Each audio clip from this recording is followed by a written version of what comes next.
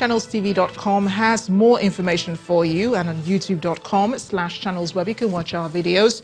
You can also watch us on your mobile device via your browser, or download the Channels TV app for Android, iOS and Windows devices from their respective stores.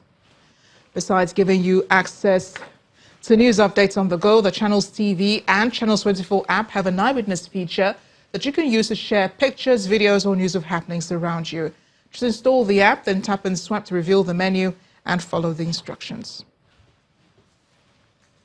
Speaking of which, you do have some of the pictures and videos that you sent into our eyewitness portal. Let's begin with this one. It's from Isheri North axis of the Lagos-Ibadan Expressway.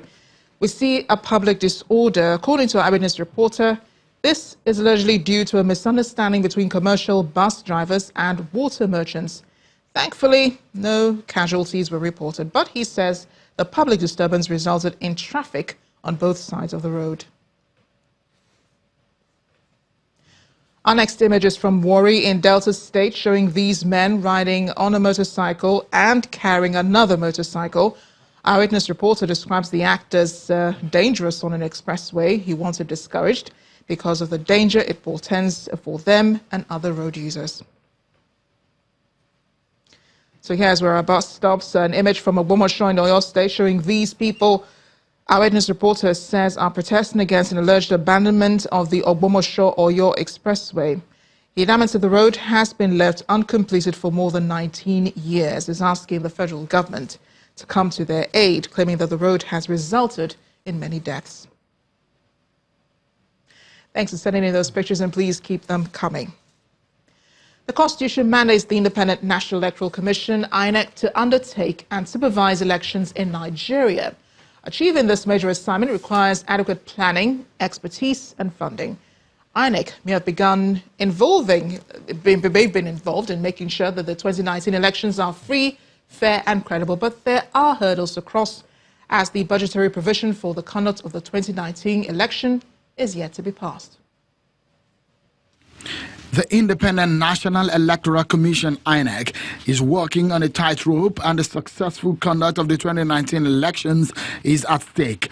The budget for the conduct of the coming general election, which is less than 200 days away, is hanging. In the middle of July 2018, President Muhammadu Buhari wrote a letter to the two chambers of the parliament requesting a speedy approval of a supplementary budget of 242.45 billion naira expenses for the polls. To ensure that adequate arrangements are made for free and fair election, it has become necessary to appropriate funds to enable the relevant agencies to commence preparations. INEC and the security agencies have accordingly recently submitted their request. These have been subjected to the usual budget evaluation. The aggregate cost of the election is estimated at 242,445,322,600. But days after the letter was read, the issues of party politics and alleged victimization of the Senate leadership came up. Thereafter, the National Assembly proceeded on a recess. Aside the debate over the timing of the request, another area of contention is the president asking the National Assembly to make a virement of the total sum on the 578.31 billion naira the lawmakers imputed into the 2018 budget as constituency projects. Beyond legislative matters, the lawmakers are divided across party lines. The defections has further polarized the assembly, and forming a quorum on reconvening the assembly is now more difficult as suspicion grows among the lawmakers. As the battle for supremacy continues, time is running out. The election budget is stuck in the gridlock of politics. The Commission and other agencies of government may be forced to look for other sources of funding to take care of its procurements, which must start months before the election day, or risk the possibility of shoddy preparation ahead of the crucial election year. Channels Television's data analyst Babajide Ogusowo joins us now to make sense of the figures and the issues. Thanks for joining us on the News at 10. Always a pleasure having you here. So INEC has budgeted 150 billion naira for the 2019 general elections. Is that too much, or that's a fair price to pay for democracy? Indeed, it's over 150 billion naira. And you know what they say about elections? There are only two things that elections are all about. The first is money, and the second is money. But let's listen carefully to this, Amarachi. Over 2 decades ago, when Justice Ephraim Akpata presented INEC's first budget, what figure was in it? Here's the figure, 1 billion naira. And even though INEC eventually spent a bit more than 1 billion naira, the voter turnout during the presidential elections approximately 30 million people. And so let's fast forward to what happened in 2015.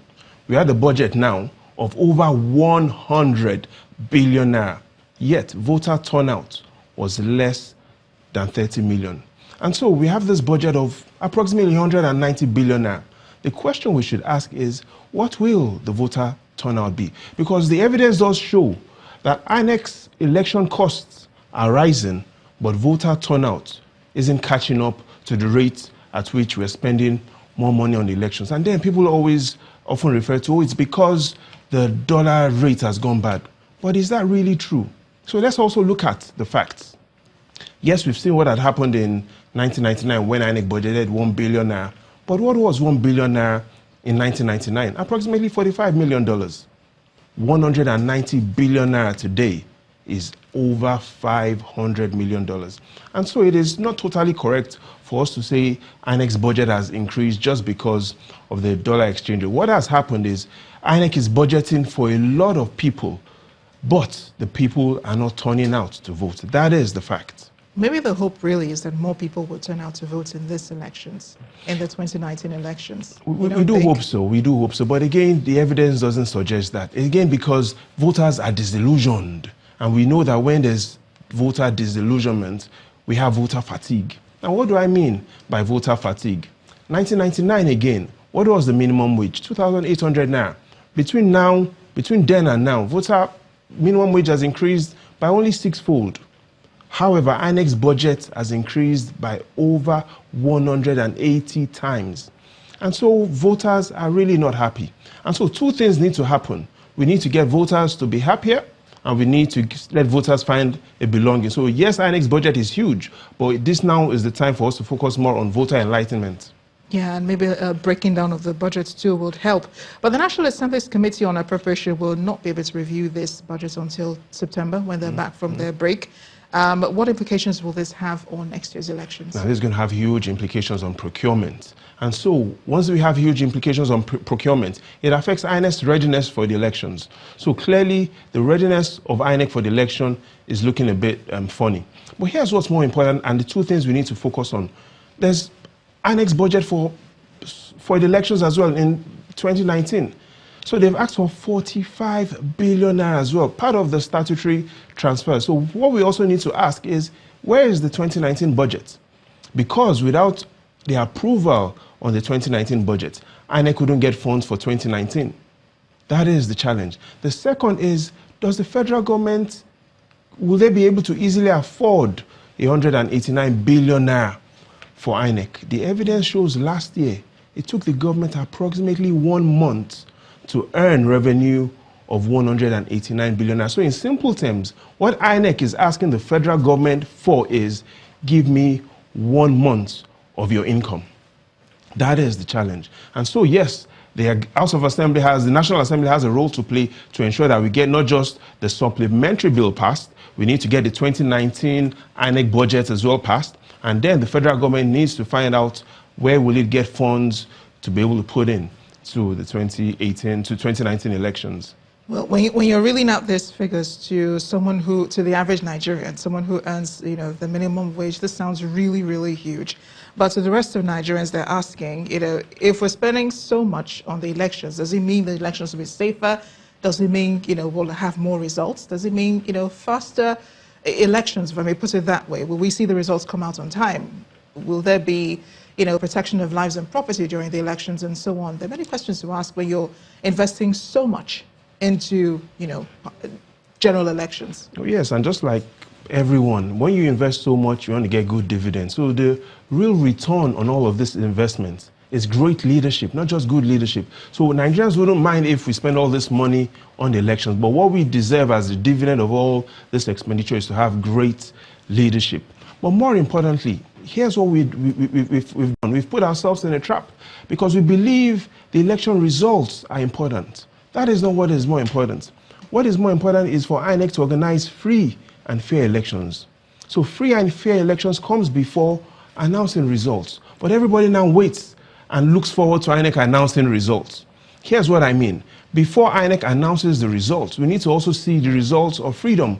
How fair are elections? So we need to see fairness results, fairness reports, not just reeling out the numbers. Oh yes, the numbers are important, but it's more important to have free and fair elections. So we need to move now to the days of having fair and freedom reports. I just have one more question, Babajide. Does it mean that, if these are the figures for next year's elections, does it mean the next election, the budget has to top this? The budget might not top this. Let's look at where this money will really go into. I think that's what you mean. So look at 2011. What happened in 2011?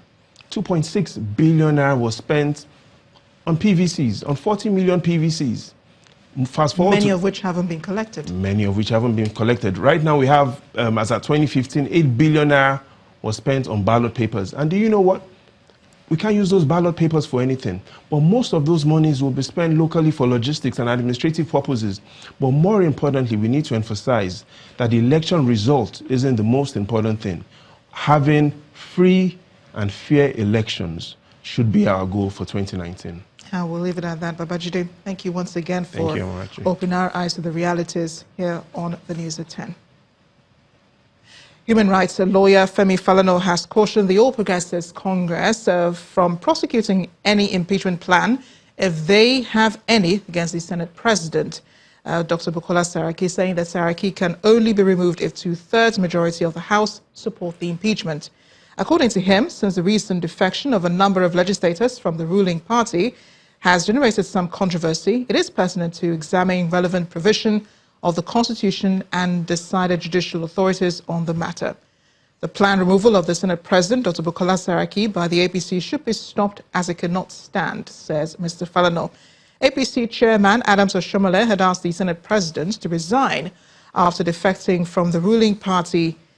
But Mr. Falana today said after due perusal of Oshomole's statements in tandem with the country's, he is advising the party to abstain from any impeachment plan.